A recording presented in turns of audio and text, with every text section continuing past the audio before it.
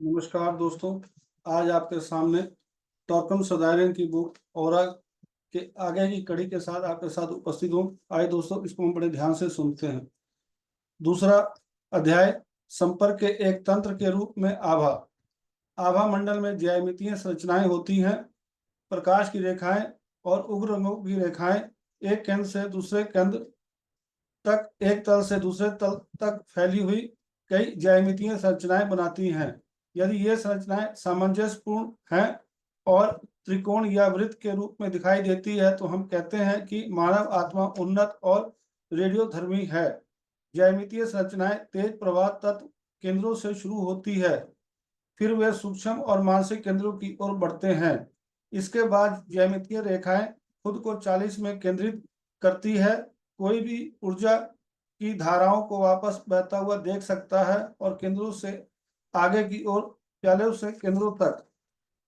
आभा में 8 होते हैं: भौतिक पदार्थ, अंतर्ज्ञानात्मक पदार्थ, आकाशीय पदार्थ, परमाणु पदार्थ, मानसिक पदार्थ, मोनेडिक पदार्थ, सूक्ष्म पदार्थ, दिव्य पदार्थ। अंतर्ज्ञानात्मक आत्मिक, दैवी और देवी पदार्थ उच्चतर या ब्रह्मांडीय आकाश के पदार्थ हैं। आभा में सभी 8 प्रकार के पदार्थ कम या ज्यादा मात्रा में मौजूद होते हैं। एक व्यक्ति के रूप में आध्यात्मिक रूप से प्रगति करने पर विभिन्न वाहनों में पाए जाने वाले पदार्थ अधिक समान रूप से विपरीत होते हैं। रंग आभा के भीतर एक सिम्फनी में पूरी तरह से व्यवस्थित होते हैं। ऐसा आयोजन व्यक्ति को अधिक सौंदर्य, स्वास्थ्य, विवेक, शक्ति और रचनात्मकता प्रदान करता है। जब 8 प्रकार के पदार्थ अपने विशिष्ट केंद्रों और इंद्रियों के साथ अत्यधिक व्यवस्थित होते हैं तो पूरे ब्रह्मांड में समान पदार्थों के साथ संपर्क में एक तंत्र के रूप में काम करते हैं। उदाहरण के लिए हमारे पास ऐसे विकिरण हैं जो रासायनिक, ईथरिक, सूक्ष्म और मानसिक है। हमारे पास विकिरण भी हैं जो विचार, दिशाएं, प्रेरणाएं और छापें। आभा के भीतर के 8 क्षेत्र धीरे धीरे इन विकिरणों के प्रति संवेदनशील हो जाते हैं और वे उन्हें रिकॉर्ड और पंजीकृत करते हैं, आत्मसात करते हैं और फिर उन्हें अपनी गतिविधियों के माध्यम से जारी करते हैं। इस प्रकार से 8 क्षेत्र मानव आत्मा को वृहत्तर ब्रह्मांड के संपर्क में लाते हैं। पहला क्षेत्र भौतिक आभा है। इसका संबंध रासायनिक विकिरणों से है। यह विकिरण चट्टानों, खनिजों, धातुओं, कीमती पत्थरों, लकड़ी आदि से आते हैं। ये विकिरण आभा के लिए रचनात्मक या विनाशकारी हो सकते हैं।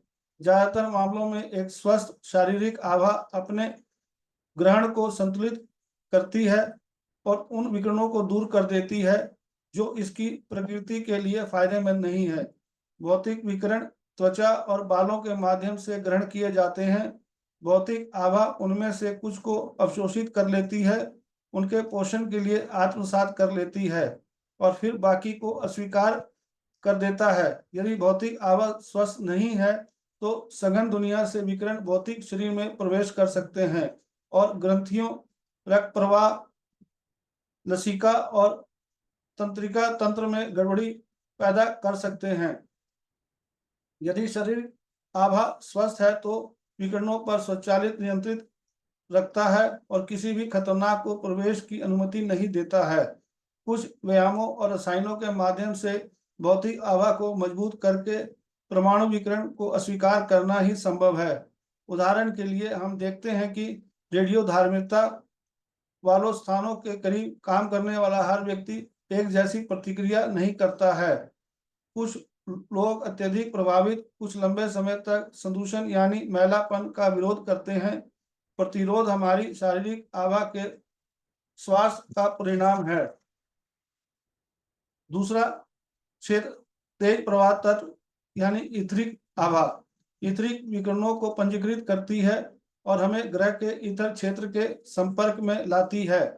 ईथर आभा लोगों के ईथर केंद्रों और शहरों, पहाड़ों और राष्ट्रों के चक्रों से विकिरण को पंजीकृत करती है। उदाहरण के लिए न्यूयॉर्क दुनिया का केंद्र है। वाशिंगटन डीसी संयुक्त राज्य का प्रमुख केंद्र है। लॉस एंजलिस इसका हृदय केंद्र है।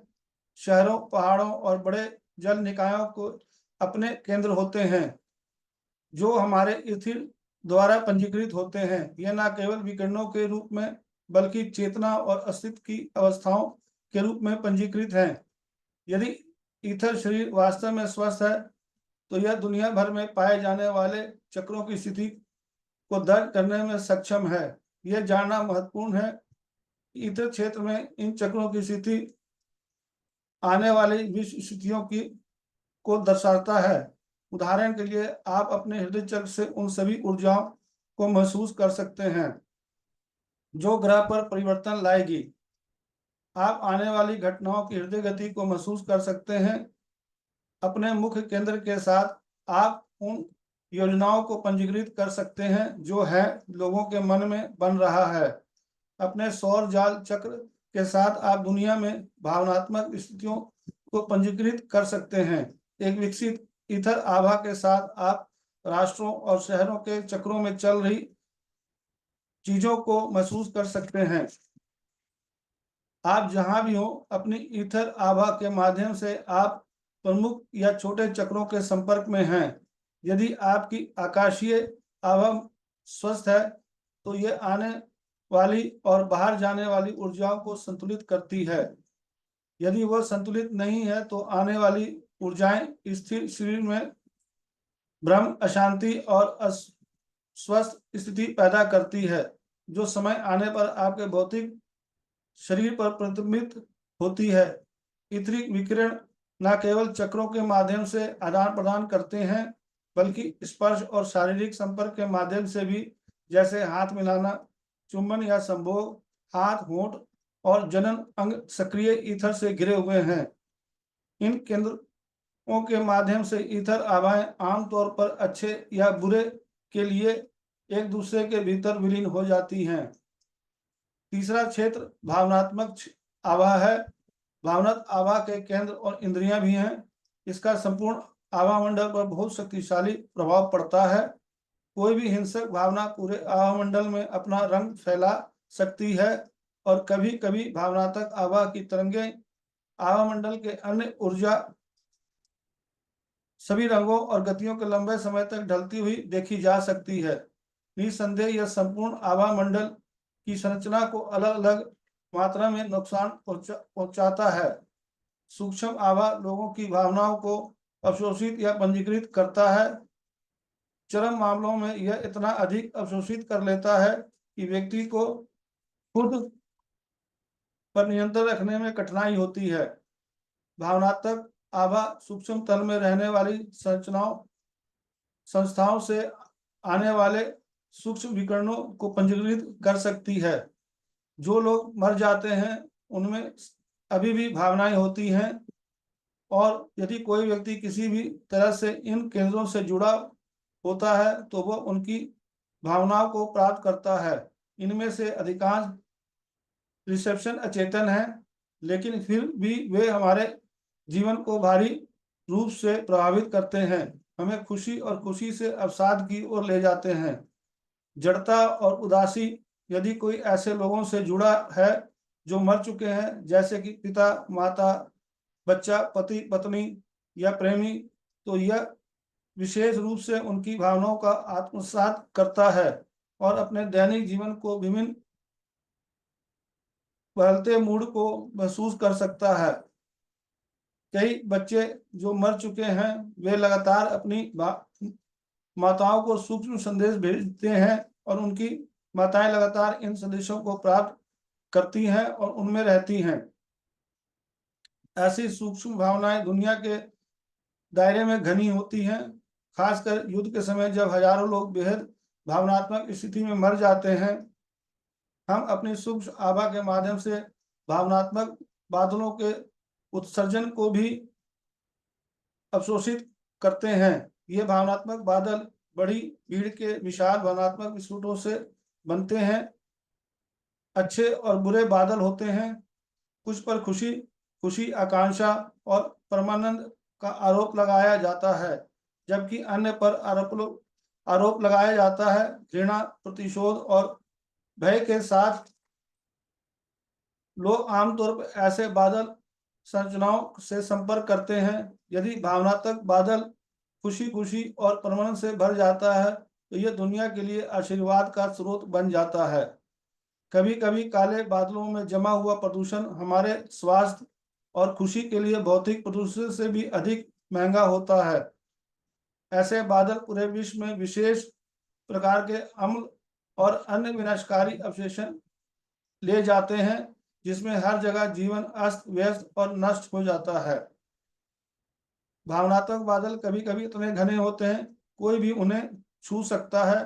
क्रोध, भय और प्रतिशोध के बादल लोगों पर भारी प्रभाव डालते हैं।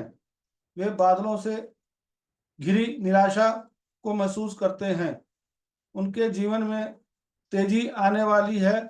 यह देखा गया है कि जानवर ऐसे बादलों से निकलने वाली तरंगों को महसूस कर सकते हैं। भावनात्मक बादल कभी कभी लंबे समय तक बने रहते हैं और लाखों लोगों के जीवन को प्रभावित करते हैं। महामारी, प्राकृतिक आपदाएं अक्सर ऐसे संचय का प्रत्यक्ष परिणाम होती हैं। भावनात्मक बादलों के काले संचय के परिणाम स्वरूप विभिन्न बीमारियां होती हैं, जो मुख्य रूप से यकृत, प्लीहा, अग्न्याशय और शरीर के अन्य प्राणियों को प्रभावित करती है।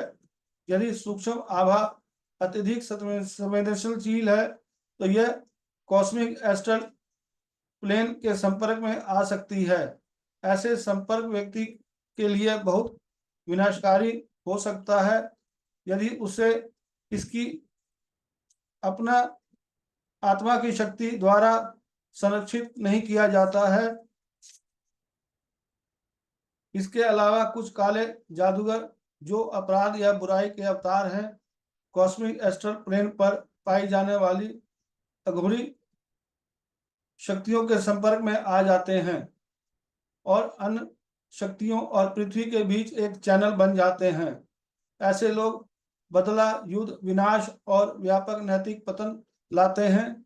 यह याद रखना चाहिए कि यदि हमारी आभा के भीतर गंभीर संचय है तो ये शक्तियां हमारी सूक्ष्म आभा से संपर्क कर सकती हैं। दोस्तों, आज इतना ही। आगे फिर कल आपसे इसके आगे की कड़ी आपके साथ शेयर करूंगा। धन्यवाद। Thank you.